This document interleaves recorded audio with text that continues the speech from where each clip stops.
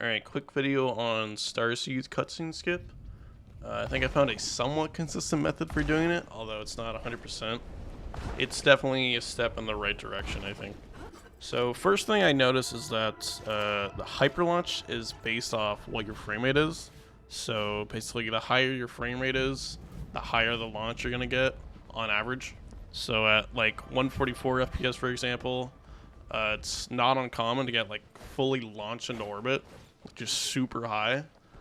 And say it's 60 FPS, it's a bit more tame, though still like pretty high up. And at 30 FPS, you can't even do the hyper launch at all.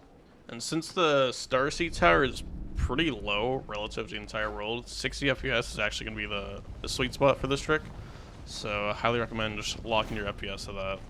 It is pretty dependent on your frame rate. Alright, so as usual, we're just going to hop in the little hyper launch barrel here. And I don't have a specific lineup for jumping out of it. I just kind of look like near the edge of this little like metal beam thing. And then I hold forward and left. This should give you the effect where Ray just kind of glitches back and forth. And then I do a full hop input, and then I'm going to immediately start holding forward again.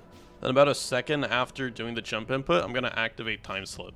This lets you see how much speed you got out of the hyper launch before you actually commit to it. So depending on if you got a low speed, you can just double jump immediately, then drop back down, try again. Or if you got the right amount of speed, you can go for it. Or if you got too much speed, then you can just double jump right away. So as soon as I get launched up, I'm going to wait until I get about at the height of the mountain peaks behind me. And then I'm going to start gradually looking down with my camera. This will give you more speed in the direction of the starseed tower. But you have to be careful not to overdo it, because if you look down like all the way, you're going to get some weird stuff happening with the gravity. Which is why I don't think this trick is super consistent yet. Because like some pretty random stuff can happen if you just look like slightly in the wrong direction.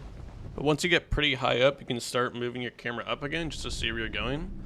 And then if you got like a good launch height, you might be able to land like right inside of the big circle thing.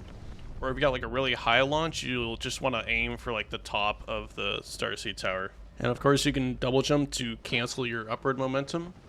But once you reach terminal velocity, you can't really move anymore. So I'd only wait to do the double jump once you're like on top of the tower or right about to be on top of it. But yeah, that's my starseed skip setup. Hope this helps.